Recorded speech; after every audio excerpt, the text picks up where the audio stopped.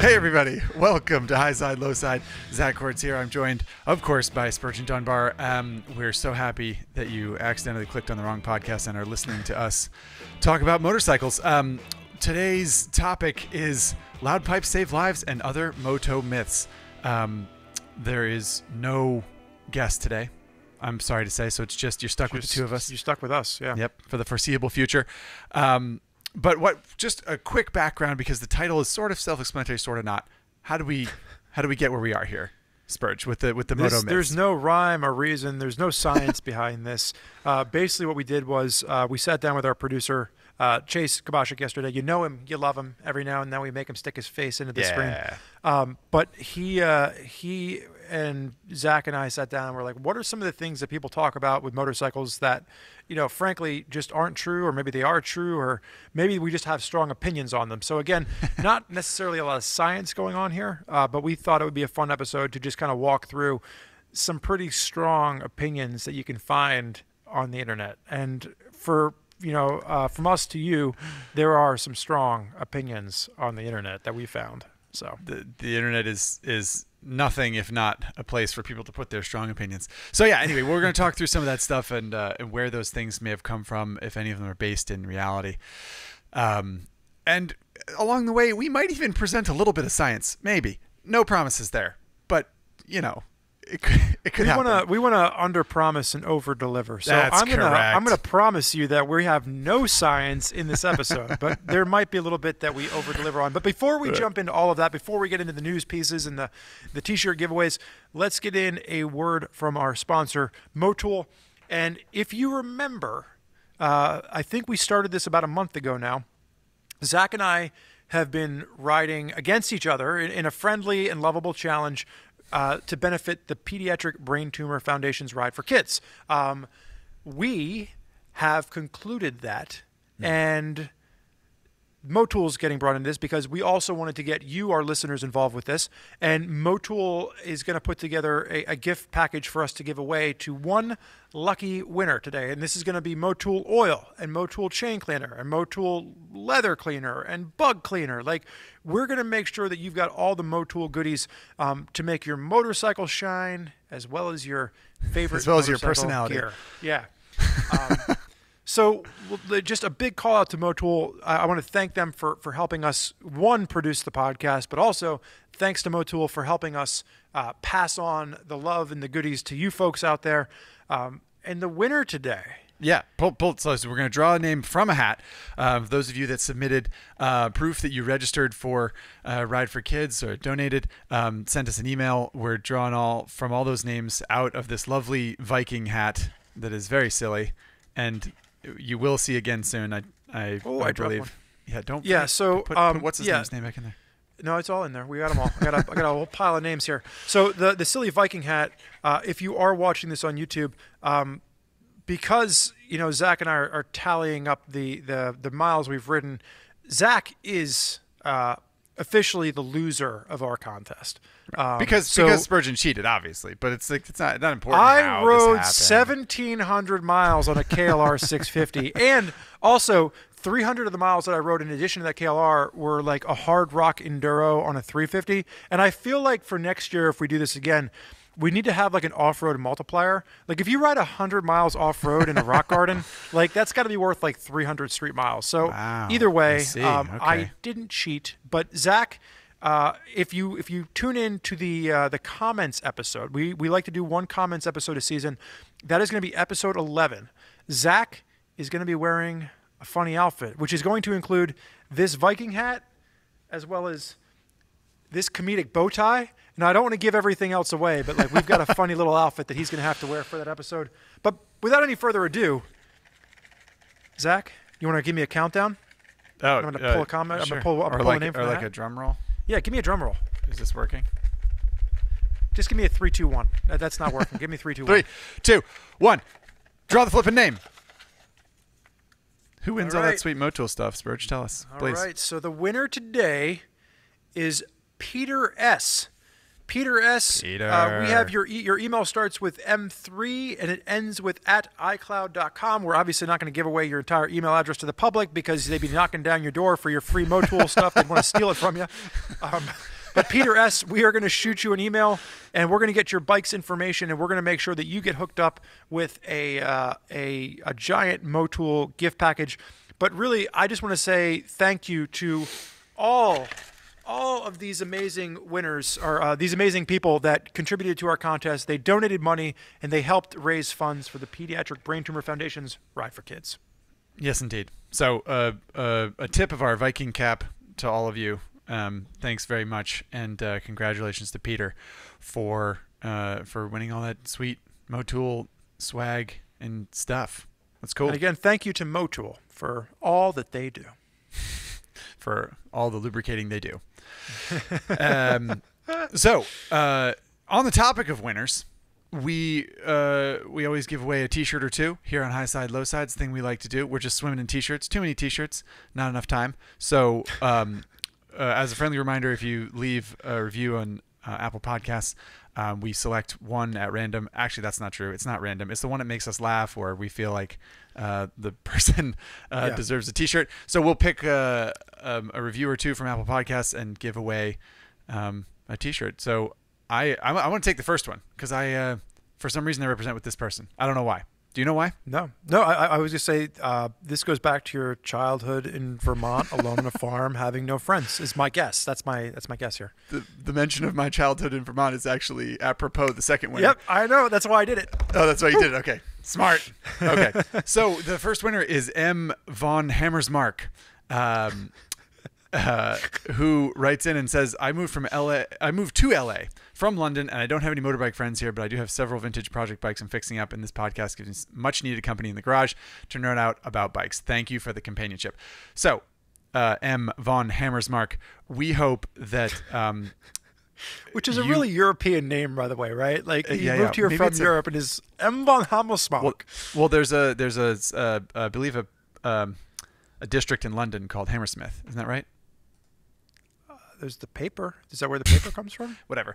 I think there's a region of London or a district in London or whatever called Hammersmith. Maybe that's a reference to that. There is. You're okay, absolutely. So, and I don't actually know that off the top of my head, but our producer over here is giving me the thumbs up that you're making the accurate statement. So you're good. Anyway, no one has actually ever gotten a friend from wearing a High Side, Low Side T-shirt, but maybe you'll be the first. So M. von Hammersmark, please send your T-shirt size request and address to us via email at highsidelowside@RevZilla.com, and we'll send you a T-shirt. And maybe someone in the grocery store will be like, hey, you like bikes? Let's be motorcycle friends. And then I feel like he says L.A., and I'm assuming that's not Louisiana. I'm assuming that's Los Angeles. So if that's the case, there's a high population of motorcyclists out there. Maybe somebody will see him wearing the High Side, Low Side T-shirt and be like, those guys are scumbags. I don't want to be your friend. And maybe I will see you wearing the High Side, Low Side. I live in L.A. Yeah. And then we'll be friends. So anyway. Maybe Zach Kortz will be your new friend. So M. von Hammersmark, thank you for writing in and putting a review in there. The second winner, and this gets to why I made the comment about Zach's boyhood, childhood in Vermont all alone, is from Handle Bartender. Handle Bartender wrote in. Wait. Hang on, sorry to derail. Is it Handle Bartender or is it Handlebar Tender? Probably Handlebar Tender, right? That makes more sense. But I was like, he's a handle bartender. But no, you're right. Handle Bartender probably makes more sense. What with it being a motorcycle podcast and all. Oh, that's so good. Oh, anyway, carry on. Handle Bartender. Oh man, we haven't even started the podcast yet. It's already a good one. So Handle Bartender wrote in and said he basically created the High Side, Low Side drinking game / don't drink and ride game. Right. One drink for every time someone says KTM in the garage, Pine Barrens, my colleague Ari Henning, Uncle Bob, or that's a whole other podcast. 2 drinks for every time every time Spurgeon mentions a cross-country trip on a Bonneville. Zach talks about sidecar racing. Either host tries to not offend the American V-twin rider while explaining that it's just that V-twins aren't their cup of tea. And then the final one is someone mentions Zach Kortz's childhood in Vermont. Right. So it's pretty good. So the high side, low side Apple Podcast reviews are public, of course. So you can go to high side, low side on Apple Podcasts, and you can see all these reviews. In other words, you can find this drinking game and play it with your friends. Play it with your friends. Obviously, not while riding motorcycles. Please don't do that. But please feel free to play. And if you are playing, like Handlebar Tender is right now, I'm sure we've already mentioned my childhood in Vermont. So that's 2 drinks. Yeah. Just so you know. Hopefully this gets picked up by like a college campus and there's just a bunch of college kids sitting around listening to High Side, Low Side, just drinking their brains out. Oh, they mentioned Spurgeon's KTM. Everybody take a shot. Yep. We can do this where it just backfires and we just list all these things out and they're drunk by the time, we get 15 minutes in. Right. And then Penn State has a surge in alcohol poisoning because people are listening. That actually really overstates how many people listen to our podcast, obviously. The point is, Handlebar Tender, we read this review and we were laughing out loud and making fun of each other, and we had a great time with it. So thanks very much for that. And as a reward, obviously, please send us your t-shirt size and address to highsidelowside@RevZilla.com, and we will send you a flippin' t-shirt. There you go. So 2 t-shirt winners today, Handlebar Tender and M. von Hammelspach. So let's move along to the news. We have already talked about the Pediatric Brain Tumor Foundation, so there's no need to go any further into that. We've got our winner, Peter S. for that. We've got our loser, Zachary Kortz. And we can talk. The first real piece in the news today is going to be Triumph. Now, by the time this podcast goes out, this is going to be an article that has already been out for about 2 weeks. But we're dating ourselves because this is a piece of news that we have worth talking that's about. not out yet. Yeah. Sure, yeah. But this is the new Triumph. Sorry, go ahead. More Triumph news. It's 3 podcasts so in a row that we've time, talked about Triumph. Triumph's doing a lot of cool things right now. But the last time we had made a gamble on what this bike was going to be. So in the last episode, we hadn't seen the press release yet. We now have the press release at our fingertips, and it is a Triumph Speed Triple RR. And to Zach's credit, okay, we should play it back. But have the production team play it back. What did I say the first time? Play back what Zach and I said last time. The Speed Triple R thing is interesting. I think it seems like they're very intentionally not calling it a Daytona because it's not going to be a full-on sport bike. What it seems like is more like a MV Agusta Super Veloce thing. You remember that like super swoopy, really, kind of faired retro? Yeah, like very pretty looking. And I use pretty as in like it looked like fancier. Is that the one? Am I remembering that correctly? Yeah. Okay. Basically. So I think that Triumph is maybe realizing that without the Daytona in their lineup, they don't have, or it doesn't have, a sort of like sporty looking bike to present to the motorcycling public. So they're sort of like, what if we wrap some sweet looking skin around a Speed Triple because it's like a high performance bike. And then so you don't think that this is going to be like designed to be a more impressive track weapon? That's not the idea you think this is going to go with? I don't think so. Well, now that we've got that out of the way, right, Zach, since you were accurate, why don't you tell the people what this new Triumph is going to be? I feel like I studied less than you did, but it's basically what we sort of what we thought it was going to be. It's a Speed Triple Triumph. So that's the big high performance 1050, right? Still 1050, or did they add displacement? 1200. Right, 1200. Sorry. So it's the big triple, high performance triple that's normally a naked bike, the Speed Triple, and then they have the RR version now, which is lower handlebars and some sleek little bikini fairing up front, a round headlight, not unlike we predicted it would be, which is sort of similar to the MV Agusta Super Veloce thing that I figured it would look like. Zach's being modest. Is that I said it was going to be a fully faired motorcycle, really sport bike inspired, and I think Zach pretty much nailed this one. You know what it reminds me of? It reminds me of, from a look standpoint, not necessarily, but like if you looked at like a SV650S, where it just had that little front fairing on it, but the rest of the bike was naked, and it had clip-on handlebars versus like the upright bars. That's kind of what this reminds me of, just obviously with a more sophisticated chassis. The one note here is that like the base price is going to be, I think it's like $21,000. So this isn't not going to be a cheap motorcycle. It is claiming like 180 horsepower, and it's still like it's not fully fared. It's not completely naked, and it is a much more aggressive riding position with the lower clip-ons and not an upright position. So they were sort of like, do you love the speed triple, but do you wish that you were a lot less comfortable and that you had a little fairing at the front? Great news. Now you can if pay this more sounds like what you're looking for in a motorcycle, have we got a deal for you? Exactly. It does look good though. Like it does. It's very handsome. It is. I mean, that's the thing is it reminds me almost of a sophisticated Thruxton R, right? Like this reminds me of kind of like a modern sport, like where a Thruxton R is still like that vintage inspired look. This is much more of a classy naked sport bike. And honestly, if I had to go on looks alone, I think this bike looks better than, a Speed Triple RS. So very pretty, very pretty. Yeah. So, props to Triumph, I guess, for doing all this stuff that we're excited about, like saying they're going to build dirt bikes and then building this cool racy looking Speed Triple. I don't know. And if you want more information about this, Andy wrote a phenomenal article on Common Tread. Zach and I are just giving you the highlights. But if you want to see the photos for yourself and you haven't seen them already, Common Tread, it's where you can find all the pertinent news. Absolutely. And speaking of content that we produce, that's the last bit of news we wanted to mention is some of the YouTube content we had. We had my colleague Ari Henning on the podcast. Take recently. a drink, people. Take a drink, everybody. That's only one. That's not two.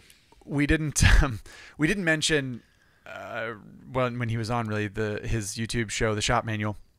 But there've been some pretty cool episodes lately. The most recent one, I think, as of when this podcast came out, the most recent one he did was about why engines have redline, which is pretty interesting universal knowledge that's worth looking at. It's a fairly short video packed with information about why engines can only rev so high. Really good stuff there. And then I believe, if I'm not mistaken, if you're listening to this podcast the day that it came out, then tomorrow, first Saturday in October, there is a new episode about whether or not you're allowed to mix oils. Pretty cool stuff. Which is actually really interesting because I had gotten a message from someone regarding Motul oils. Now, Motul oils are all color-coded, and I had gotten a message being like, hey, like assuming that because we're sponsored by Motul, we're also the experts on all the different variations of Motul oil, which I did a little bit of research and I helped the guy out. But he was like, well, I have orange Motul oil in it and I've got green Motul oil. Can I mix them? And like I had to do some research and it turns out it wasn't an issue for that particular instance. But Ari is obviously going much more in depth and and he does a very good job with that. Right. Yes, indeed. Now, you've had... So in addition to Ari's content, you've had, is it 3 daily riders in the month of September? It was 3 daily riders in 3 weeks. Yeah, it was a quick hitting program there. So please, if you're not watching daily riding, check that out. There's that 3 daily riders means about 90 minutes of content. And what were the 3 bikes? Were any of those bikes you on a sidecar? Because I know that you used to race sidecars, right? It's funny that you mentioned me racing sidecars. Have I ever told you about that? No, but I'm going to just take one. Actually, I'm going to take 2 drinks of my beverage right now while you elaborate. But no. So, Zach, what were the bikes that you did for Daily Rider in the month of September? Yamaha Tracer 9 GT, the new Yamaha Tracer, very exciting. Suzuki V-Strom 1050 XT, same similar type of bike there. And what was the other one? Yamaha R7. I dread every time you ride a V-Strom or we talk about V-Stroms on the program because inevitably I always get a call from my dad and he's just like, see, V-Stroms are great and you're wrong, son. Zach knows what it's all about. So I can only wait for that episode to come out because it's going to create turmoil in the Dunbar household. I do, yeah. I do. The V-Strom 1050 is good. It's a good bike. They don't quite have it figured out.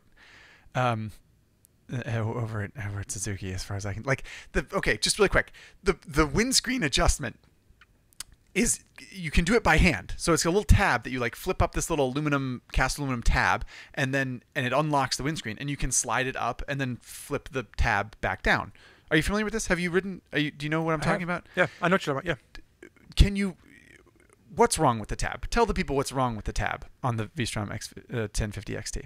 I honestly don't. Do you remember? Off the top of my head, I don't think. I don't think I adjusted. I don't think I adjusted it. It's on the front of the windshield. Oh, really? Front, but yeah, so you can't do it. What you're riding along, it's like over. It's just above the headlight. So they did it like it's a toolless flip up a handle, slide it up, flip it down. But if they would have just put it over by the back, you could have just done it like that. Like, I just don't. I don't understand. Well, I don't understand how it made it through R&D. My only issue with my father's love of this bike is that he owned one for years. He got miles on it, and then he totaled it. It went away for good. And then, like, out of all the new bikes that are out there, I'm like, let's go bike shopping. What do you want? Like, you know, do you want to just get a Bonneville for around town? We'll ride our Bonnevilles together. And he's like, I kind of want a V-Strom. And I was like, how is that possible? Like, in all of the world of motorcycles, there's nothing else that you want to try. And he's a man that knows what he wants, I guess. But yeah. Well, he probably doesn't want to ride the Bonneville because you can't ride it across the country or something like that. You know, like you can't do a cross country trip on Zach, I've ridden the Bonneville across the country numerous times. Yeah. Have you not heard this before? You're kidding me. Yeah. No, don't let anybody tell you can't ride a small bike across the country. Absolutely. A small speaking of windshields that are hard to adjust, the KLR 650. So I was just making some comments. We had just released the video. And again, we can date ourselves by how we're watching this, but in order to adjust the windscreen on that, you have to unbolt the windscreen from the bike. You then have to move the mounts up using Allen, screws and a Allen wrench. You then have to bolt the windscreen back onto the bike. It's just like you can adjust the windscreen technically, but it's not something that you want to do in the middle of a trip. Like it's going to take some time. Yep. So by that comparison, getting off and flipping up a switch on the outside of the windscreen on the V-Strom is simple, True. Simple. And that makes sense. So. That's why the V-Strom's $15,000 because you don't need tools to do that.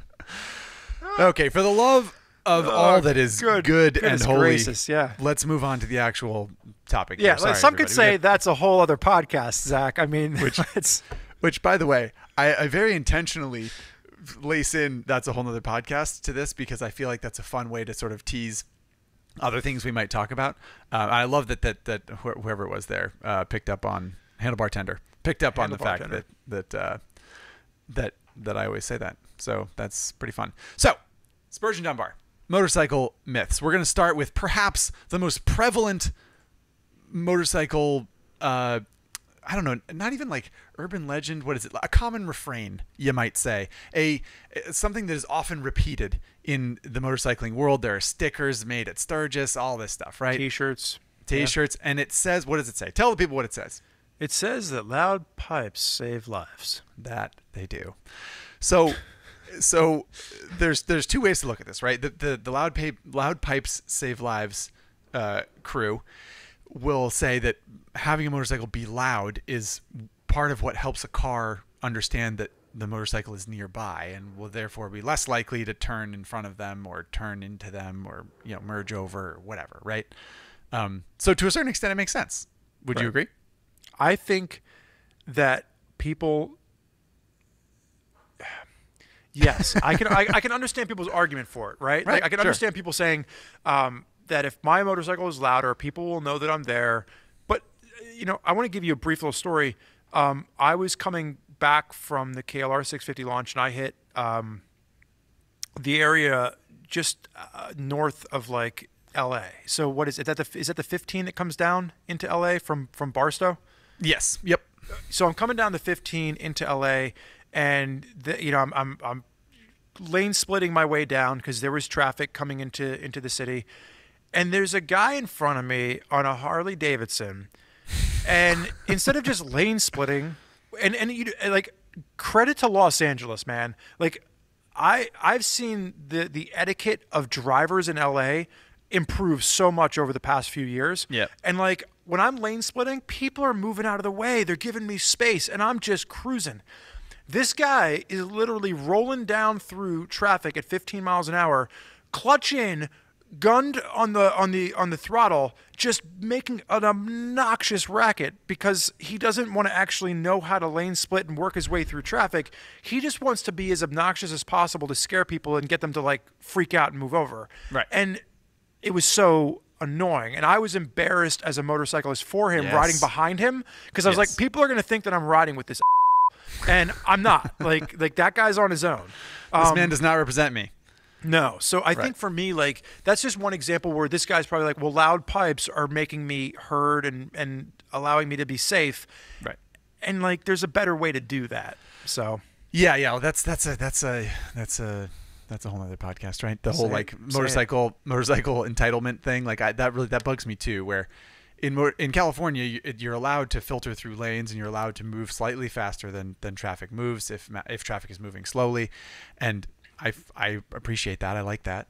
But the sort of like the beating your chest and being like, I deserve this, like, get out of my way. Right. People like that I don't like. The aggressive aspect of it. No. Exactly. So the loud pipes. So but this guy, he didn't die in front of you. So did his loud pipes save his life, perhaps? I don't think so. I think okay. So here's the deal that I have with the loud pipes save lives. Now, this is one that we do have some science on. There was an article written. Lance Oliver did the article. There was a study done, and it was in. It was in England, right? It was in Europe. Yeah. So there's a video on Common Tread. The title of the article is "Video: Testing the Loud Pipe Save Lives Argument," and they found that loud pipes are ineffective at alerting drivers to the presence of motorcycles. And one of the biggest things that they say is that, because your exhaust is facing backwards, it doesn't do a lot to allow people in front of you or on your side to really know that you're there. And my favorite Lanceism, Lance is our editor over at Commentary Magazine, and he wrote, I'm just going to paraphrase this, if loud pipes, facing rearward on the motorcycle make you safer, what would make you even safer yet? Having a forward-facing horn blowing all the time that your motorcycle is running. That would attract more attention to you and be more effective at making you heard by drivers and cars ahead of you. Instead of spending money on custom exhausts, why not take that virtually free step of just short-circuiting your horn so it's always on? And he goes, I know why, because nobody thinks it's cool to go around with your horn blasting all the time. So... I mean, it's so true. Like if you were that concerned about safety and not just wanting your motorcycle to sound cool, you would just ride around with your thumb on the horn button and be like, I am the safest person out here right now. And that's the point of all this business, right? Is that sort of loud pipes making you safer as a motorcyclist is a veil that people hide behind to be like, no, that's why. But really, you just enjoy your motorcycle being super loud. Sorry about that little technical difficulty there, but we're back on track. And the question that I have for you based on all of this, Zach, is that you are someone that has an Akrapovic exhaust on your lovely KTM 950 SM. Do you feel safer that you have that exhaust on your motorcycle, or do you just like the way it sings its song? Yeah, it's definitely the latter. Here's the thing. If I thought my bike was ear-splittingly loud, I would change it. I wouldn't do that. I think that my bike is louder than stock, but like if I'm idling at a traffic light or something like that, I'm not annoying the people next to me. It's just sort of going thump, thump, thump, thump, thump, thump. And like if I really hoss on it, it's a little bit louder than the stock exhaust, but it's not like, it's really not absurd. And I don't get on it in and around the neighborhood, like I trundle around. And I'm careful around people's houses and stuff. And then out in the canyons, I'll like let it sing a little bit, but like I try to be self-aware about it and not be ridiculous. Yeah, no, I am someone that had the Akrapovic exhaust on my KTM as well, and it was not obnoxiously loud. What I will say is I had the intake done too, and I really like that song a little bit more. But I think so many people are putting exhausts on their bikes because they like the way it sounds. I do it, but I'm not sitting here with any pretense that I'm somehow a safer rider because of it. And I think that's what what gripes me with this whole argument is that like they're not investing money in riding classes or rider training or schools or anything like that. They're people that are just saying, well, I'm putting exhausts on my bike so that you have to hear me, you have to acknowledge me, and you have to get on the way or get out of the way. It's taking all of the onus off of them as riders to become better at what they're doing and saying like, I want everyone else around me to take responsibility for me not having an accident. And that's what kind of gripes me with it. Yeah, agreed. So again, I think we can probably close this one out. The article on Common Thread is called "Testing the Loud Pipes Save Lives Argument." There is an excellent video to support it, some actual research involved, and I think whether you agree or disagree with our take that the whole loud pipes save lives thing isn't really true, you should check it out, because I think you might learn a thing or two. And it's probably the one out of all the ones we'll talk about today that is the most scientific, because there was a study done. Zach, why don't you take the second one? So the myth number 2 we're talking about today is basically racing tires are better than street tires. So this is kind of common, especially like when I first started riding in California, and I would occasionally turn off at a pull off on a twisty road, and there'd be other motorcyclists there, or they would roll up in a minute, and there'd be a guy on an R1 with slicks on his bike, or a sport bike with like racing tires on it, and people think that just the fact that a tire is made for racing, for example, on the street, is just going to be better. It means that they're higher grip, and it means that the tire's stickier. And like, if everyone could just put MotoGP tires on their bikes, then they would just be able to go faster because they're stickier. And I'm sorry to burst your bubble, but it's not true at all. Like, I mean, there's so many different parameters with how it can be like, if the tires are hot enough and if the circumstances are correct, the tires can be stickier. That's, racing tires can be stickier. But the average person is never going to be able to maintain those temperatures on a street ride. They're not going to be able to actually outperform a good sport touring tire in all weather conditions, which you encounter on the street all the time. I just think it's one of those ones where people just need to realize that having track tires, even on the track, for the average rider, right, you can probably do just as good, if not have better performance with a Q3 or a Q4 or a Pirelli's Diablo Supercorsa SPV3, like, and those are still higher than what most people will ever need.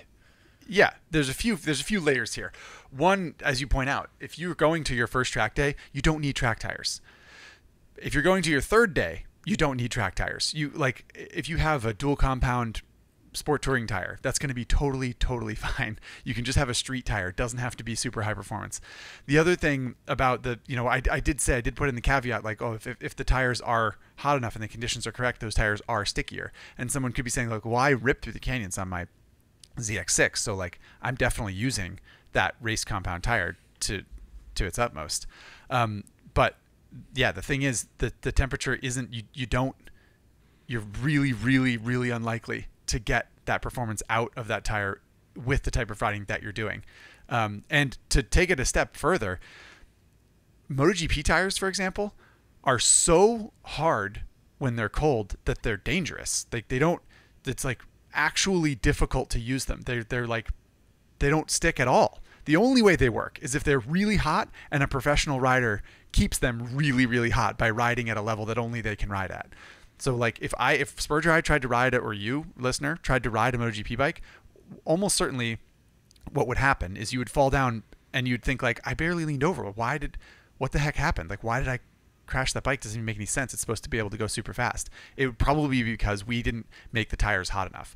And that's an extreme example, but all tires are designed that way. In other words, they are designed to work within a temperature range, and the street tires are designed to work in the temperature range that you are riding at. When we did the launch for the new S1000RR, they put track tires on that bike, and do you remember what kind?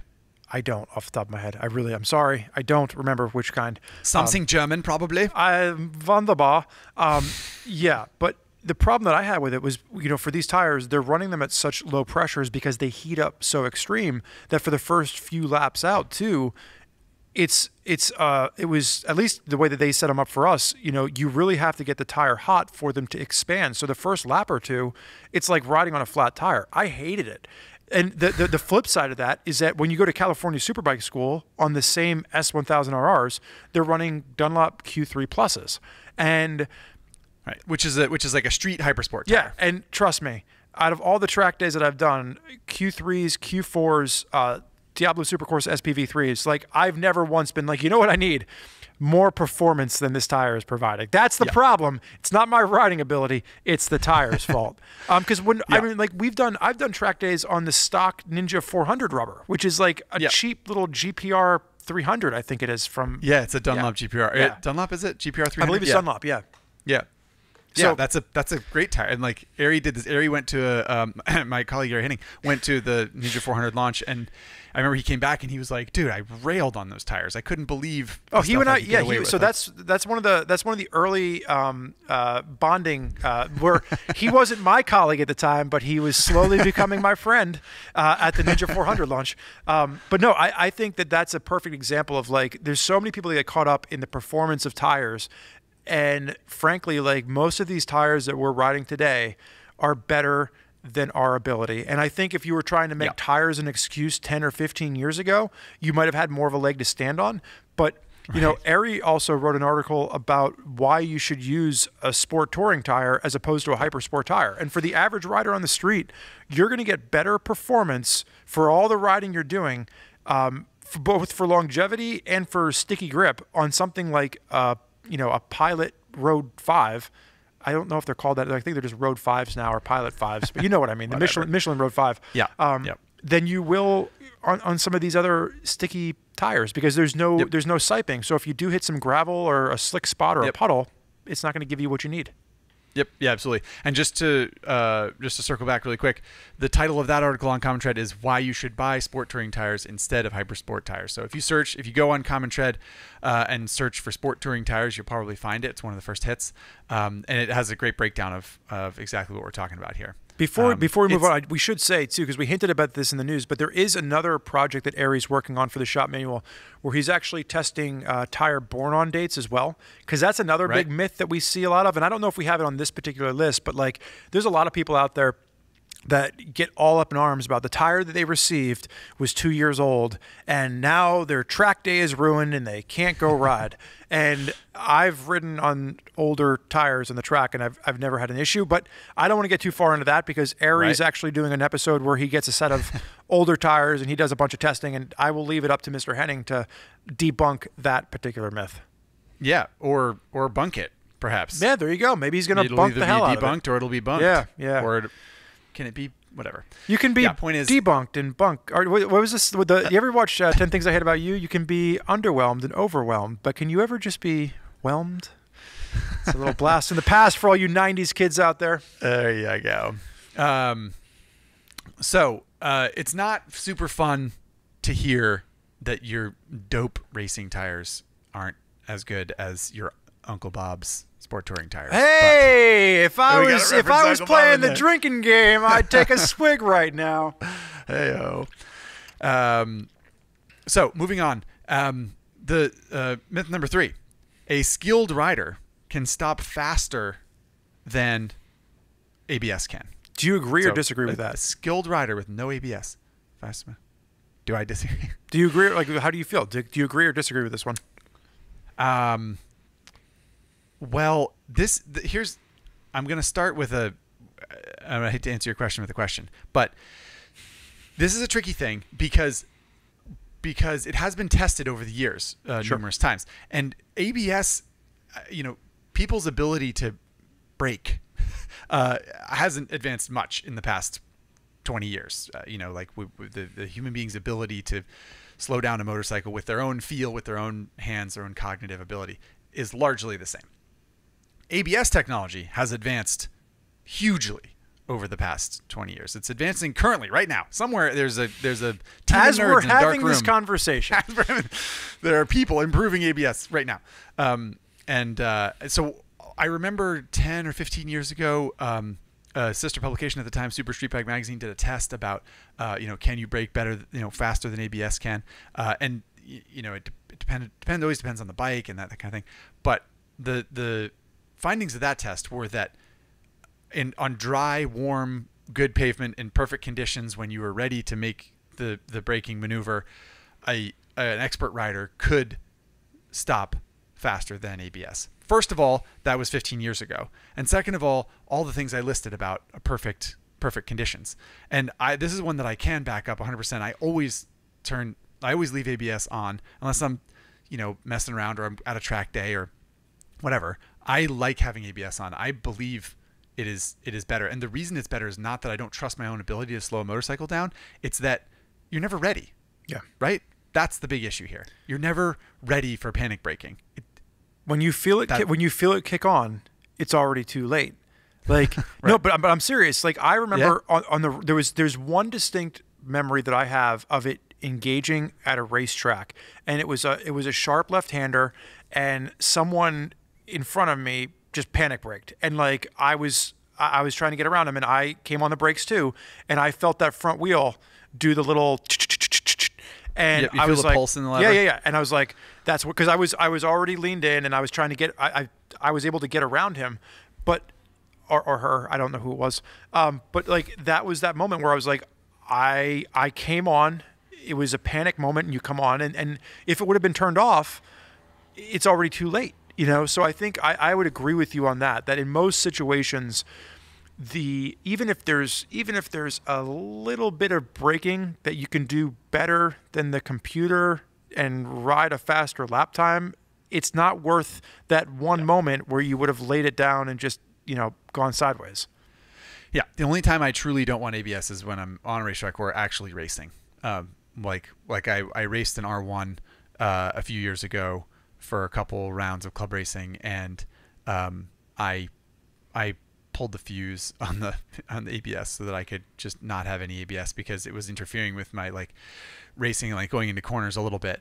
But that's the only time, and especially on the street. I mean, they're just you can think you're going to be ready to slow down, but if it just started raining and it's dark and your front wheel is just rolling over a manhole cover, you're not saving that. Yeah. Nobody is, especially when the car in front of you brakes super sharp and you just weren't expecting it and you grab the brakes. You're like, ABS is 100% the right thing to do, and just leave non-ABS bikes to MotoGP racers. I would also say too that if you're listening to this podcast and you're wondering where you fall on the spectrum of if you should be turning your bike off, at a track day, Zach is a extremely skilled rider. In addition to racing sidecars, he's raced a variety of different motorcycles. But for me, I would say that I am a very happy intermediate track group. I don't have any desire to, be, up here with the A's, and I'm definitely more skilled than the C level. But I like having traction control on. I like having my ABS on. I typically, and this goes back to Zach's point that there's now different levels of it. I'm usually setting the bike up, if it has it, in the most aggressive setting. So that's typically where ABS doesn't interfere at as much. I will say that if you try to have ABS on in a regular intervention, then you can definitely feel it when you're on the racetrack. So depending on the motorcycle, I might take it off. But I would say the average person probably wants to leave that on unless you know yourself. And if you know yourself, you're not listening to this podcast for advice on riding tips. You're listening to hear all the stupid dumb that Zach and I say just to laugh at us. But there was a study done, so this is another little scientific one. Yep. And the title of this article we got some backup here. Is the study finds that ABS reduces fatal motorcycle crashes by 22%. Now, that's not what this original myth was when we pulled this off the internet. The myth was a skilled rider can go faster. But we did want to say that, there's a recent article that Lance Oliver penned. It is on Common Tread, and it's been proven that they did a study. And you can read the article to see all the different parameters that they researched to figure out how to make this fair. But motorcycles with ABS have a 22% less likely chance of crashing. Yeah. I'll just quickly toot my own horn here. I also wrote an article for Common Tread a while back called The Evolution of ABS and Why It Matters.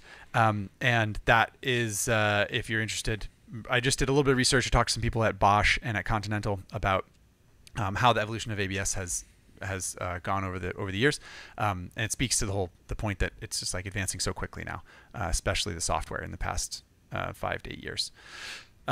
I'm glad we're agreed on. We're busting up myths left and right. Yeah. Yeah. Do you need a water break or anything? You could. No, but I think we should take a Motul break. I think we need to get a word in from our sponsor, and then we'll come back and we'll keep just blowing these things out of the water, baby. All right, so we are back, and we're going to keep rolling right along. This next one is a myth that our producer found, and this is years of riding equals years of experience. People saying that, I've been riding for 30 years, so I am more experienced than you are because you've only been riding for 10 years. Zach? And this falls into the same thing as the mindset about like, I can outbrake ABS. ABS doesn't know my business. I know what I'm doing. ABS doesn't know me. It's sort of the same mindset of sort of like, I've been riding for 30 years, and so I'm much more experienced than this person who's been riding for 5 or 10 years. And in a lot of cases, that's true. And we've touched on this before, but I think it's important to have a certain amount of humility and realize that if your experience is in a narrow band of riding, then that's really where your experience is, and the sort of the metric that we used in calculating this was kind of like, if you think about someone who's ridden 100,000 miles over 10 years, and those 100,000 miles in 10 years have been on the same motorcycle on the same 30-mile stretch of road near their house or to their office or something like that, in the same weather, the same conditions, the same type of bike, the same whatever. And then you have someone who's ridden 10,000 miles in 2 years, but they've done that on a dozen different bikes and on 4 different continents and in the snow. And that kind of experience is worth a lot.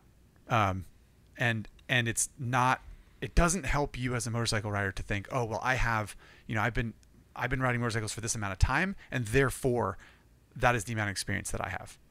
Yeah, I agree. And to circle back to the ABS comment one second, just to tie it through, the one area that we didn't talk about with ABS is off-road riding. And I think that in certain off-road situations, that's where, yes, being able to lock up your rear, being able to have reduced ABS at the front or no ABS, like, I think there's an argument in the off-road world that we don't need to go too far down, but that ties right into riding experience here, because what really has helped me grow as a rider, in addition to taking riding schools and track day classes and riding with coaches and actually trying to treat it like a sport where you're practicing and you're trying to get better, but riding off-road. If you talk to these people where it's like they grew up riding off-road and now they're going to get a street license, and I've only been riding on the street for a year, but they've got 10 years of riding in the dirt, and you get really comfortable with the bike moving underneath you, that does so much, just to build your skill as you translate those to the road. Yeah. Yep. 100%. I mean, dirt bikes are a great place to learn. And unless that's where all your riding experience is, again, it just broadens your horizon. Yeah. And, I was going to say, I just think this is one of those ones where, don't ever let someone, pressure you into the fact, like, you have to be riding for such an amount of time before you're good. It's like anything else. Like, you get out of it what you put into it. So if you want to become a better rider, you have to practice. And like Zach said earlier, it's not practicing on the same road, on the same bike, year after year. It's going out and putting yourself in new situations. It's taking classes. It's taking lessons. It's riding different motorcycles in different terrain and really becoming a better holistic rider. And all of those things will contribute to your skill.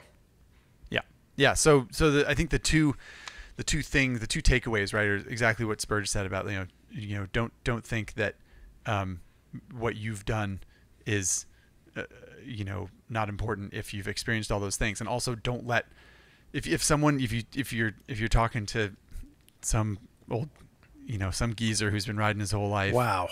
You're going to offend both of our parents on this one. You realize that. We're going to get emails from your dad and my dad.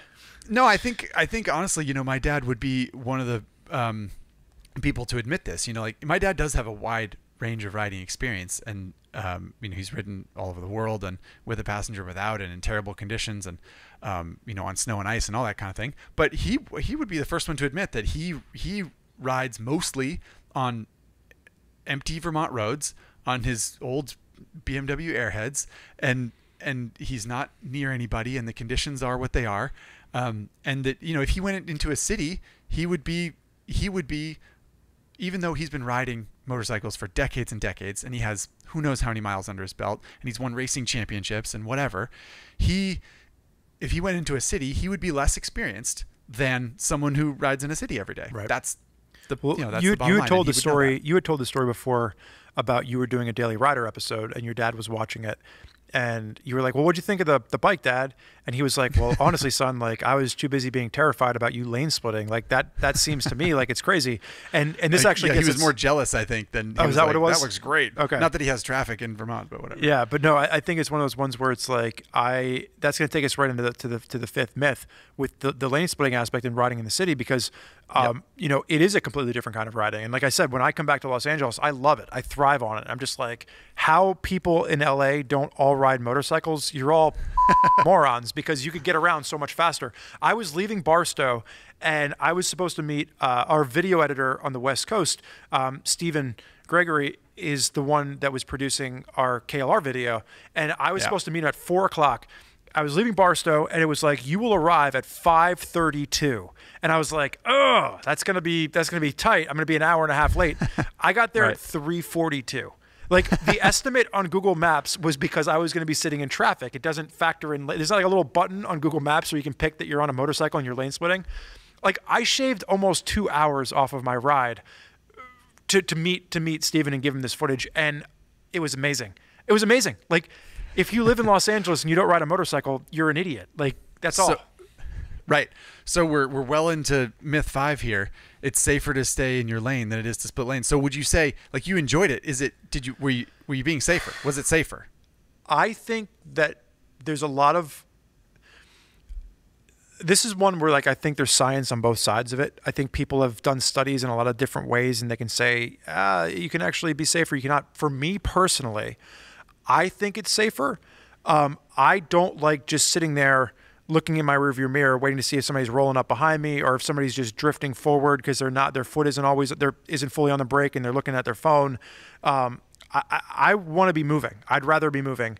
And for me, I admit that like you can't do this passively. If you're going to lane split, it is a extremely active way to ride a motorcycle. And when I'm done, like when I got to the cafe and I met Steven, my eyes were sore, right? Like I had to like blink because like you're looking so much and your focus so heavily. Focus has to be super intense. Yes. Yeah. So for me, I feel safer doing it. What about yourself? Yeah, it's tough. I definitely do, lane share and filter, especially. I think the place that I definitely feel safer doing it is pulling up to an intersection, like a traffic light on a large-ish road in a city where there are multiple lanes, and I go to the front of the line of cars at the red light. And that's a situation where I feel like the risk is very low because the cars are stopped and I'm like filtering to the front of the line. And not waiting at the back of the line means that I definitely am not going to get rear-ended by someone who's looking at their phone or not paying attention or something like that. So I like that aspect of not being at the back of, not being able to be squished between two cars. But I statistically, it's one of those things that I feel like it does allow motorcycles to be in the right place as far as staying out of trouble if lane splitting is done responsibly. But I ride around Los Angeles a lot, and I see plenty of people who are definitely not doing it responsibly. And in that case, like those people contribute to the statistics, though that is, and this is another place where we have a reference article on Common Tread, one that Lance wrote about that study in France. And this is a little bit old now. It was months ago. It was spring of 2021 that he wrote this article, but he did a pretty in-depth piece, including research from that study that took place in France where they opened roads to lane splitting and they closed others. So it's interesting. I think one of my favorite roads to lane split on in LA is the 105 freeway, because in between the carpool lane and the actual riding lane, there's like that huge wide, and you can just, not that you ever would, but if traffic was really stopped and standstill, you can cruise at an average pace of about 5 miles faster than traffic. Never more than that, but just keep it moderate. I think it's 10, isn't it? Yeah, that's what I do. I do 10. That's what it is. Yeah, 10. I would never go more than 10. But what I was going to say was, unlike ABS, I think that with ABS, I would be confident going on record, and Zach, I'll let you weigh in as to how you feel about that. With ABS, you are going to be safer on the street if you have ABS on your motorcycle. Like that's I'm willing to go on the record saying period. Like period. Yeah. Yeah. I can't say that if you're in traffic in Los Angeles that you are definitely going to be safer if you lane split. That's not going to be the case, because if you're trying to lane split and you're terrified and you're all over the place and you hit a car, like, or you're just not, it takes skill. Like, you have to navigate in between the cars and pay attention to what you're doing. Yeah. So and you have to know what to look for, so on and so forth. Yeah. So unlike ABS, I cannot say to a finite conclusion that you are going to be a safer rider if you lane split. I think it depends on who you are and what your own personal comfort level is with that particular skill. Yeah. Yeah, and spoiler alert, the study in France did not go the way that most motorcyclists would want it to go. It showed that the roads that they allowed lane splitting on, accidents went up 12%, I think, and accidents went down 10% in other sections of road. So I do believe since then they've reinitiated another. They're expanding it, I believe. They're expanding the experiment a little bit, but point being, at least some of the science points to the fact that it's not safer to lane but split. Some of the science points to the fact that it might be. So who knows? Yeah. So it's bottom line, if you live in a place where it is legal to do so, you should do so with great focus and great caution, because it's not like turning on an ABS switch where you're like, I am definitely just safer now. That's not the case at all. I do hope that if we bring this up enough times on the podcast, that the AMA will listen and they will actually try to rally behind some laws, because honestly, man, like you are very lucky in Southern California. Being able to shave that kind of time off of my drive is an impressive reason to get into motorcycling. And I think that it would help people get into motorcycling, because if they knew that if I could ride from Manayunk to the Navy Yard in Philadelphia and lane split down the Schuylkill Expressway, dude, I'd take my motorcycle every single day, like in the snow, in the rain, whatever. Like it would just be a better experience. Yeah. I mean, I also think in places like Los Angeles and Philadelphia and, huge urban areas, it's smaller vehicles will help alleviate congestion. If there are more people doing that. I mean, if you've ever, if people, have ever been to a city in Southeast Asia, or even to a certain extent Europe, and you've been at a traffic light where there are like 30 cars and like 75 scooters, and you imagine if all those people were in cars, it would just be the traffic would be worse. You'd be waiting through 3 lights instead of 1 or whatever, especially a place like Los Angeles where the weather's so good, like, come on, people. You got to get across town. You never worry about the rain there. You just enjoy the beautiful sunshine on your motorcycle.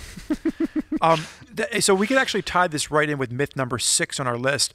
And this is one of the ones that we saw pop up in a couple of different places, where other drivers in cars don't care about motorcyclists. And I think this does tie into lane splitting a little bit, because one of the biggest arguments about lane splitting isn't about motorcycles being skilled enough to do it. It's about drivers in cars being educated to know to look for it. So do you feel that drivers don't care about motorcyclists? No, to your point, it's about drivers learning acceptance and being, being okay with it. And California's, to your point, is a perfect example of this. I mean, people move out of the way for me all the time. Yeah. And they're being polite. And in my opinion, people don't have to move out of the way. I don't deserve to lane split. Yeah. I will if I can. And if the possibility presents itself and it seems like it's the right thing to do and the safe thing to do and everything's okay, then I will do it. But in no situation am I ever ticked off that a car didn't get out of my way or didn't go out of their way to make sure that my day was better. That's not the responsibility of the drivers. The only responsibility of the drivers is to be predictable and not swerve around and not look at their phones and not, just drive normally. That's all. And I think that California is a perfect example of that. I mean, I've ridden motorcycles when I lived in Boston. I rode around and I had people like they were just like mean to me for riding a motor. Like I not even based on anything really. They were just sort of like the driving etiquette in Boston can sometimes be just like, I'm looking out for me. I'm looking out for number one, and I don't care who I cut off or what I do. I'm getting where I'm going, and that's what I'm worried about. But do you think that has anything to do with the fact that you're on a motorcycle, or just the fact that people are only worried about themselves? Because I'm going to put on my Toyota Tacoma hat, my little owner's hat right now, and I'm no longer a motorcyclist. I just drive around in my little old pickup truck. And if I'm seeing a motorcyclist riding down the road, obeying all the traffic laws and just having a fun time the same way I'm having in my truck, I don't even notice them. The only time I notice a motorcycle is when it's some obnoxious doing something stupid. And I have the same reaction to that as I do with the young little tuner kid in his Honda Civic that they paid $2,000 for, but has an $8,000 exhaust on it. It sounds like it's about to blow up. Like, that gets me upset the same way some obnoxious on a motorcycle does. So, like, frankly, I don't think it's about other drivers don't care about motorcyclists. I think, like, are you just being an obnoxious human being with your vehicle, regardless of what your vehicle is? Or are you being a respectable member of society? That's what I think this comes down to, personally. Yeah. And certainly, there are plenty of people, I think, in my experience, and I'm reading between the lines a little bit here, but there are plenty of people in California who seem to not feel one way or another about the fact that I'm riding a motorcycle. But in their head, it's okay, well, this is a thing that motorcyclists are allowed to do, and this is a thing that is okay, and so I'm just gonna like move over 2 feet in my lane. Speaking specifically to lane splitting, there is what you're saying. Yes. Yes. Okay. Yeah. But the mindset of the driver is the operational factor, right? The fact that the person has decided that they're not going to go out of their way to make another person's day worse. They're just going to accept it and think, okay, this is okay. This is, it's the same thing as like letting people merge when they have their blinker on, whatever, Right. Yeah. Like, yeah. If everyone's paddling in the same direction, it can all work okay. And for some reason in California, the law has been in effect long enough or whatever it is, but there's definitely a feeling of acceptance in drivers, and that's huge. Honestly, maybe it's just all the sunshine and legal weed you guys have out there, because I do think that in the East Coast, like, people are just angry and more aggressive with their driving. Like, whether it's Boston or New York City or Philadelphia or Washington, D.C., like, I can't tell you how many times, like, if somebody has their blinker on, you just let them over. And that's a motorcycle or a car. Like, just let them merge over. Like, back off a little bit. We're all going to get to where we're going. And so many people are like, I am not going to let you over. I will die on this high horse of mine just to make sure you stay over in that lane. And like, there's just so much aggression. And maybe it's because we, it's dark and stormy a lot. We don't have all the sunshine. We have to deal with winters and potholes. And it's not the legal, weed that you guys have out there. So people are just upset all the time. Why doesn't everybody just get along? Just get along, man. Like, why don't you just like... We're getting off topic here. We're gonna get a whole slew of people being like, Zack and Spurgeon condone the use of illegal substances. I used to listen to that podcast, but they condoned the marijuana cigarettes, and I'm out of there. Okay, so moving on to the last couple myths here. Yeah. To do with gear? Safety gear on motorcycles, so to be clear, I want to be very clear here. Some of these, like the next one, myth number 7 here, is to do with helmets and how helmets are not good, basically. And it's going to sound like we're making some of this stuff up, but we promise we did some research. Specifically, our lovely producer Chase did some research and found that these are articles all over the internet about these are feelings, opinions, concerns that people have about motorcycle gear, such as helmets block the ability to see or hear other vehicles and potential danger. What do you have to say to that, Spurge? I think what scares me the most about this is the fact that people that are new riders hear this and they're like, well, I can't wear a helmet because I don't want my vision to be impeded. And Right. I have never on a helmet, in a helmet, wearing a helmet, with a helmet on my head, had any feeling like I couldn't see out of my peripheral vision or my vision was impeded. And I've worn helmets with goggles. I've worn helmets with sunglasses. I've worn helmets without sunglasses or goggles and just a regular face shield. Like He's worn helmets with blindfolds. Yeah, It's all fine. It's all good. Like you have a giant range of vision, people. Like, so that one we can just throw out the window. It's almost like, I mean, I don't know. I haven't done the research on this, but it's almost like the helmet manufacturers, when they build them with a person's vision in mind. Fascinating. Like there's a hole in the front and to the sides. So you might be listening, and we're obviously being very sarcastic here. First of all, don't ride with the blindfold on. That was a joke. Second of all, I'm being super sarcastic about how helmets are designed to see. Obviously, that's what they're designed to do. But you might be thinking, well, when I wear my helmet, I can like look down and I can see the chin bar, and I can look up and see the part, top of it. I can see part of my helmet. So therefore, part of my vision is being cut off. But the truth is, the helmets are designed so that you have peripheral vision. They're designed so that you can see your mirrors, your controls, your dash, whatever. And I can't get behind helmets impeding vision enough that they would not be worth it. Right. I'm trying to imagine a helmet that would have to impede my vision enough that I'd be like, I'm not even going to wear that because it's not worth it. Well, And I that don't know takes what that us. helmet would look like. That takes us right into the next one, which is the other one that comes into helmet safety here, is that helmets do more harm than good.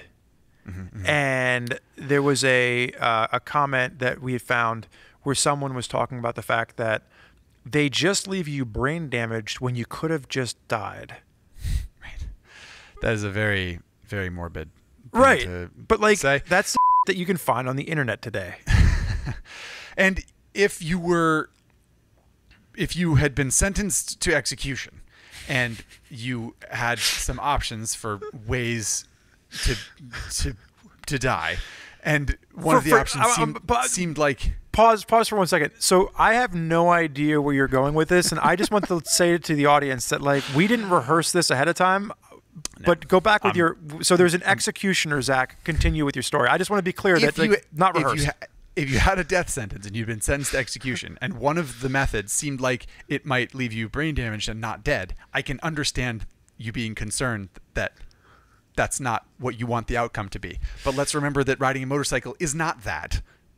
That's an important thing to remember. And that there's no way that that's any kind of rational person came up with the fact that like, oh, well, you might not die and that wouldn't be good. It's so backwards. It's hard to even wrap my head around it.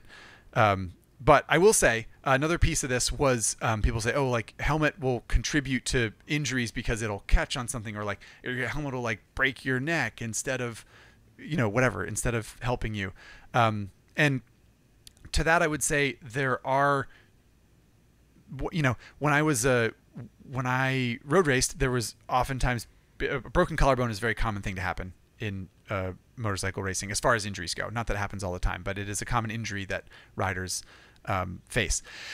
And sometimes it's from the helmet, the edge of the helmet hitting, your head turns down and the edge of the fiberglass helmet hits the collarbone and contributes to its fracture or breakage, which is a bummer. No two ways about it. However, if you were in that situation without any protection on your head, that would obviously be much, much worse. And I would like to think that anyone who is listening who has broken their collarbone would agree. I would say that in some of these extreme situations that people seem to be listing, yes, first, riding a motorcycle is dangerous. Like, it's not safety belts in a car with airbags. Like, there's no way around that. Right. And there's always going to be the one-off, one in a million. Like, I was wearing a motorcycle helmet and I ended up in a worse situation than if I was not wearing a helmet. I just think that for the other 999,999 times that you are in an incident with a motorcycle helmet, right? Like, I've never been in a motorcycle helmet and been like, you know what, I wish I was doing when I had that crash? Not wearing a helmet. That helmet really made my life worse. Maybe I shouldn't have worn it to bed with my girlfriend, but aside from that, wow, it's always a good decision. I can't believe she told you about that, and you're still together to this day. That's ridiculous. Anyway, that's a good way to summarize it, though. It is there might be some possible theoretical situation where, but it doesn't realistically, statistically exist. So I just want to say, well, before we get to the final one, my producer is our producer is holding up a sign. Just to go back for a second, Zach and I in no way condone the use of marijuana while riding a motorcycle or any other altering drugs while in operation of a vehicle. We were just making a funny joke for the podcast. So save your comments. We in no way condone any behavior that impedes your performance when you are riding. And now we can continue on with the final myth. Right. That's a good thing to point out. Some people take us very seriously. Like, I don't think people realize how little we take ourselves seriously.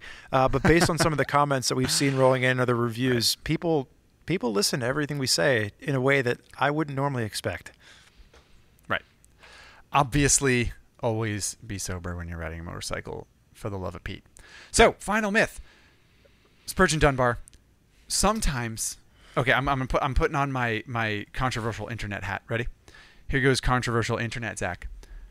Spurge, sometimes I'm riding my motorcycle and it's too hot in the jacket and I'm losing liquid. I'm sweating it out. It's dangerous. I'm going to get dehydrated. I'd rather just ride in a t-shirt on a hot day. It's much safer. First of all, somehow I turned into like a Sesame Street character. I was going to say that was Kermit the Frog. Was it? Okay. Yeah, your safety safety hat turns you into a lovable little green frog. It took everything in my power. It ain't easy being green, let me tell you. Chase is over here crying right now, like he's literally tearing up. So yeah, you nailed that one. I didn't realize I was channeling Kermit, but you're right. That is what that sounded like. It's literally Kermit the Frog. I was going to try and do a Miss Piggy, but I apologize I to can't the Jim Henson estate. I didn't mean to do that. I'll pick a different voice next time. Answer the question. God. Answer Kermit's question. Yes. Listen, if it's 100 degrees outside, I don't care if you're in the meshiest of mesh. Like, riding gear can be hot. We've all done track. We do track days. We have NJMP is our local track, New Jersey Motorsports Park, and thank you. You go there in July and August. Even into September. There's days where it's well into like 90 degrees, but it's all humid. Right? It's not 90 degrees and it's a dry heat. It's 90 degrees and like you're sweating as soon as you walk out there. So like you're peeling the leathers off of you. I don't give a like you don't ride a motor. Like there's certain things where it's like you just don't do. Now listen, I'm not saying that on the hottest days of the year, I don't wear a mesh jacket and mesh gloves and my face shield's open with a pair of sunglasses. Or I'm not saying that like if I'm riding down to the local gas station, like I'm just gonna do it in a more casual fashion. Everybody's got to figure out what gear is right for you in your scenario. Right. Like, but riding gear is hot, and like at some point, you, the listener, have to weigh like the pros and cons of like what risk you're willing to take on. But also just knowing that like there are alternatives. Like a mesh jacket is going to flow more air than a non-mesh jacket. But frankly, Zach, like if it's 90 degrees and humid out, if you're in a t-shirt, you're going to be hot. Like it's just hot. Like it's just hot. Get a car. Air conditioning. If given the choice on a very hot day between a t-shirt and a jacket, and you have to crash a motorcycle, would you rather jacket be comfortable up until the point of the crash, or would you jacket? So you'd rather sweat than bleed. Yeah. I mean, that's a saying, people. My blood isn't cooling. Like my blood is 98 degrees hot. That's not going to cool me down. Right. So you don't want to let it out of your body. The other part of this too, and I literally, when I was riding that stupid, lovable little KLR 650 back across the desert, I saw 115 degrees in Bullhead City. Like, hot. But what I will tell you is there a thermometer on that KLR? No, but there's like giant thermometers on banks all over the place. On the side of a bank is where. Okay, Yeah, just making yeah. sure. I didn't think it had that. Anyway, go ahead. No, it doesn't have that kind of technology. You're giving it way too much credit. Its beauty is in its essence of simplicity. Right. But I had a mesh adventure jacket on, and I was so much more comfortable than if I would have just been riding in a t-shirt, because on the highway in 115 degrees, it's all windburn. You're getting sunburn. Like it's not comfortable. I was more comfortable in a jacket. So, right. And this is another thing that I want to touch on this whole thing. Obviously, you should wear safety gear, but it is also important to keep the. Luckily, gear has advanced a lot, and there are just so many options for different things that you can wear when you ride a motorcycle that will help keep you safe. And if you're not comfortable when you're riding, consider something, another garment that might work better. Whether you're hot or cold or whatever. But especially on a hot day, like if you have a leather jacket that you love, but you're always just sweltering in it. Definitely, try to find a mesh jacket that would work, because it improves the riding experience a lot to have airflow on a hot day, for example. And it is, again, crucial that you have something covering your skin when you're riding a bike.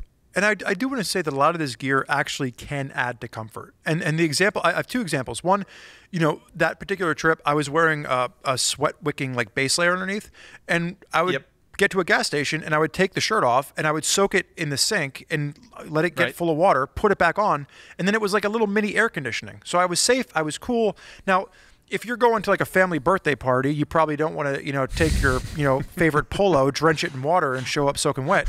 But like, or if maybe you're on you do. May, why not? But like, my point is that there's ways that you can kind of mix and match some of the gear to add some comfort. The other piece of this, and this goes back to the helmet comment. Here we go. Do we have time for this? Okay, if you've ever ridden down the road at like 70 miles an hour and felt something ping off your helmet, imagine you weren't wearing a helmet. And imagine you took that bug to the face or the forehead, or the rock to the face or the forehead. It hurts like a. So like that's true. Like you're adding in comfort here too. Nobody wants to get hit in the face with Dwayne Johnson riding down the road. With what? So wait, what did you say? Well, you said the rock hit you in the face. The Rock. I just heard Johnson, and I was like, the Johnson hit you in the face. But yeah, that's not what you said. You said Dwayne Johnson. Anyway, obviously, riding gear is too hot. It could be so hot that it's unsafe. That is a myth. It is always safer to cover your skin with something, and we hope that does not come as a huge surprise to you. Do you have any example where you, because like I know that you go to like a soccer match and like you'll be sweaty after a soccer match and then you'll put your gear back on and ride back. So like, are there any situations where you find it acceptable for you personally to like not wear gear? To not wear gear? No. Nope. What I do, that's one of my least favorite things. I love riding motorcycles and I love playing soccer. I hate putting on gear when I'm sweaty. That because I play a soccer game and I get all sweaty and then I got to put gear on, and I hate that. My solution is very thin layers between myself and my gear. So I bring like a thin athletic shirt, long sleeve shirt, to put on underneath between myself and my jacket, so that when I get home I wash the shirt and my jacket isn't as gross. And I do the same thing with my helmet. So I have a thin balaclava that I put over my head, and then I put my helmet on, and then when I get home the balaclava is all kind of gross and salty from my sweaty hair, but my helmet liner is not as bad. So it saves a little bit. That's what I do. You are so much more respectful of your motorcycle gear than I am. Like my gear is so funky and dirty and disgusting.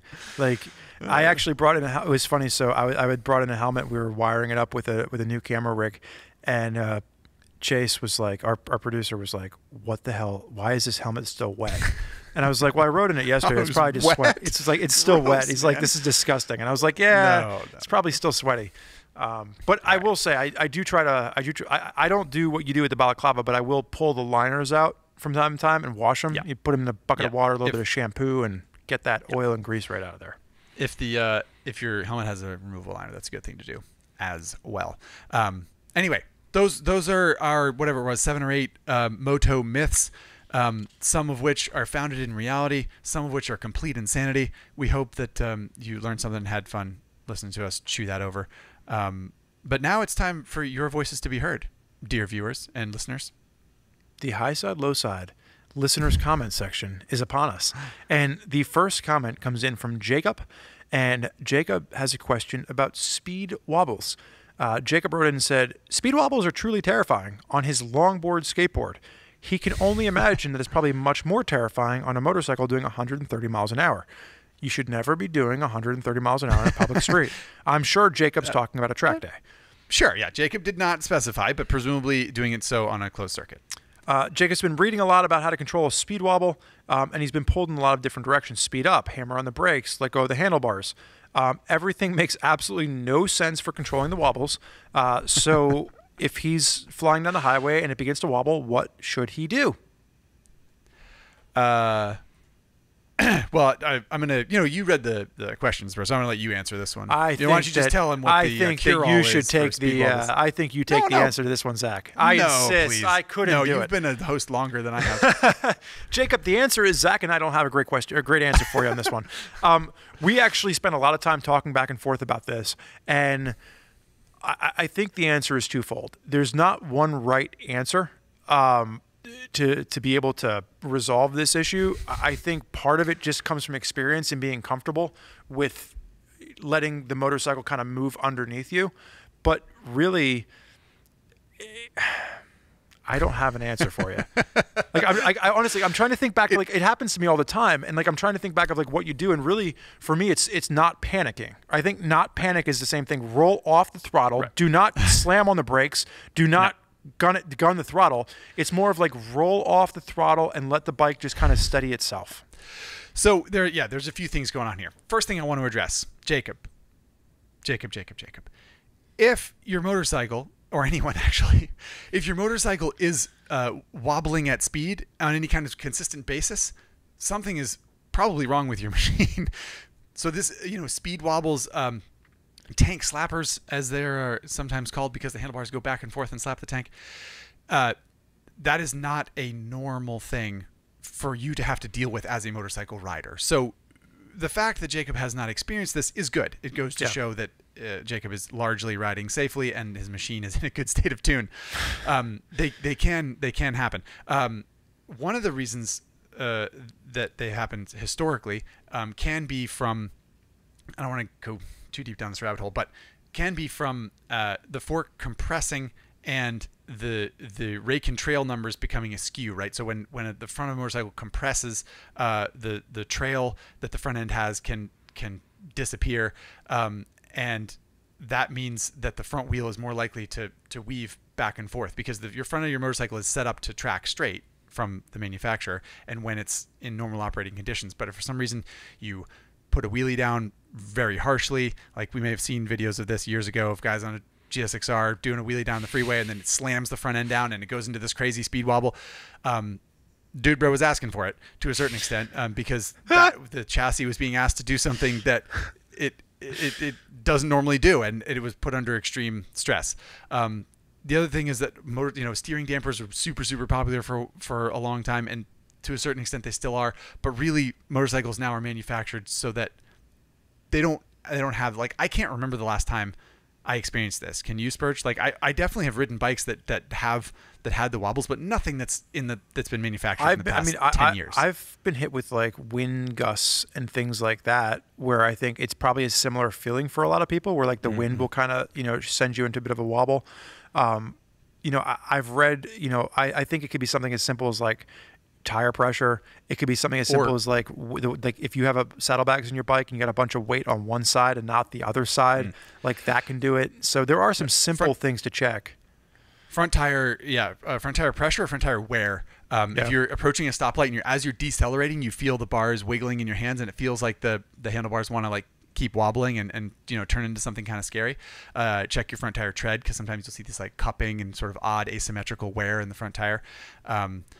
So yeah, the bottom line, there's no magic wand that you can wave at that. There's no trick that, professional racers or professional riders, there's nothing that people do that like, oh, that just solves the problem.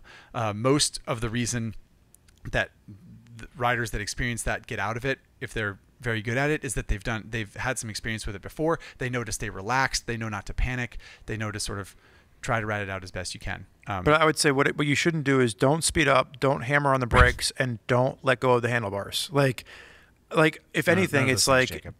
Just roll off the throttle, leave the brakes alone, maybe a little bit of rear brake, but like you don't want to jam the front brake down, and do not keep your hands just loosely on the handlebars. And it's like a don't panic situation, which is easier said than done as I'm sitting here in the comfort of my office chair. Bottom line, good question, Jacob. And if you had it, maybe other people did too. And hopefully the explanation of the possible manifests and possible solutions to a quote unquote speed wobble helped you all out, even though we didn't have a cure-all answer for you.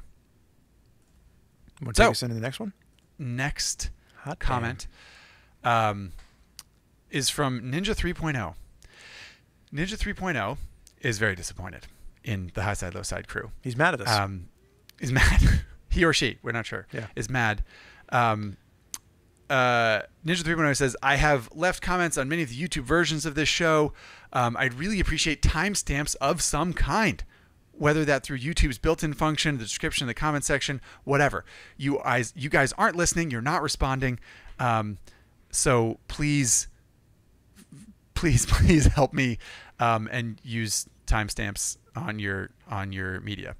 And what we can say is it took a long time for us to find your comment, Ninja 3.0, but we do read comments, and we are doing this now. On YouTube, you can click through. What I would say is that we do read all the comments. So to Ninja 3.0's comment that we're ignoring him, we weren't.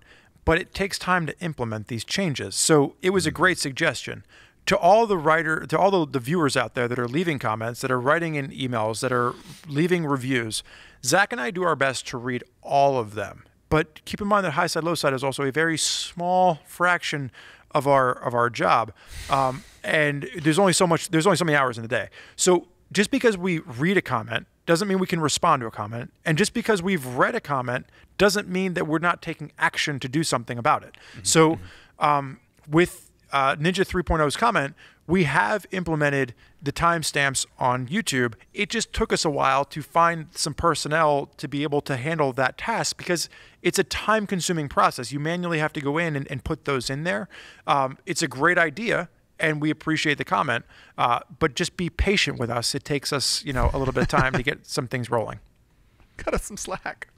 Yeah. And to be clear, if you're watching on YouTube, you know that this has been implemented. So we hope that Ninja 3.0 and perhaps many others of you appreciate that you can skip to different sections of the podcasts if one is your favorite.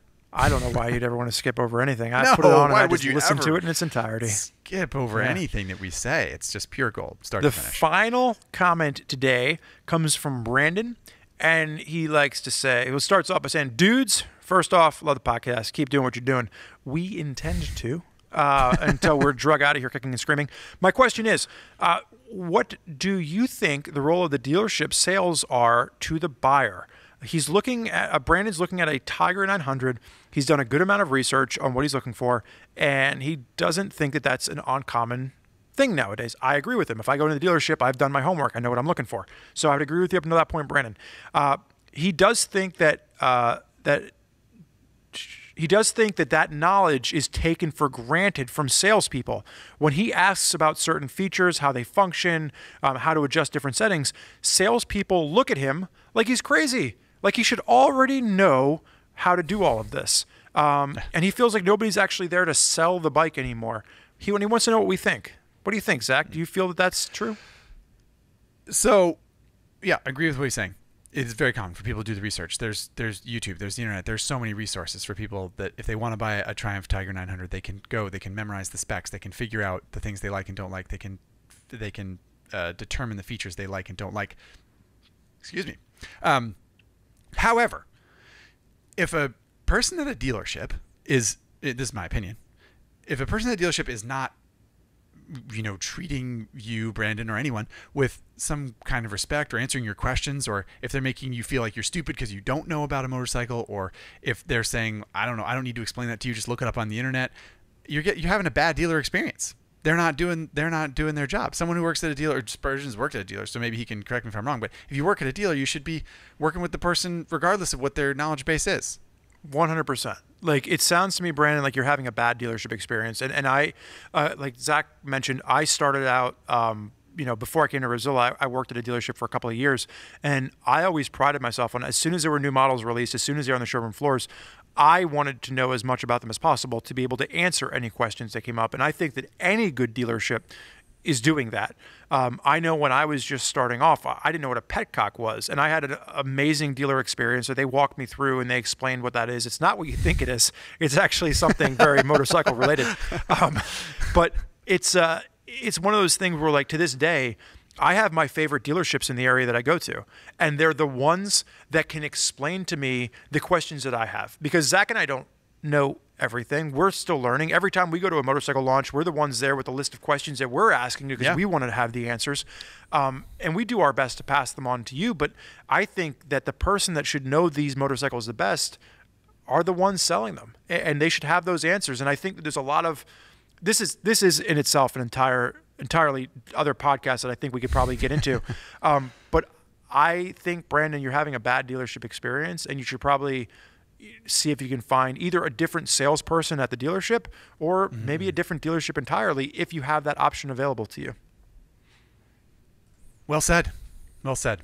And we don't want to talk trash about your dealer, Brandon.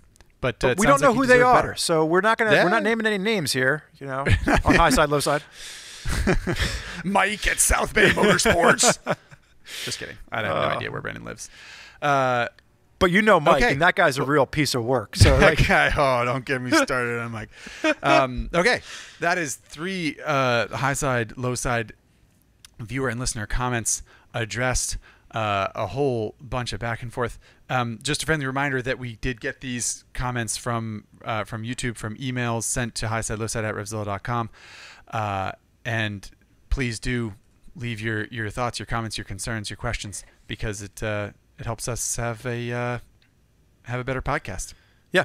And again, for those of you that won the T-shirt today, you want to be like M. von Hammersmark and handlebar tender, as we've determined. There we go. And we also want to make sure that we congratulate Peter S. was our winner of the Pediatric Brain Tumor Foundation's Ride With Us. We want to thank all the people that entered and helped to donate money to that cause. And remember to tune in to the comments episode. That's going to be episode 11, because you want to make sure you're going to see Zach have to wear the funny hat the entire episode and then the funny bow tie to go with it. So I'm just modeling exactly what you can expect from Zach Quartz in a few episodes from now. That's right. That'll be a good time. In the meantime, congratulations to our T-shirt winners. Thank you for your comments. Thanks for listening. I think we're out. Are we out, Spurgeon? Time to I was going to make something, time to roll, time to do whatever. We have, frankly, we have another meeting that we have to go to, so, we need to cut this episode out now. He's Spurge, and he wants you to enjoy the ride. There we go. I did it for you. Thanks for hanging out, everybody. See you next time.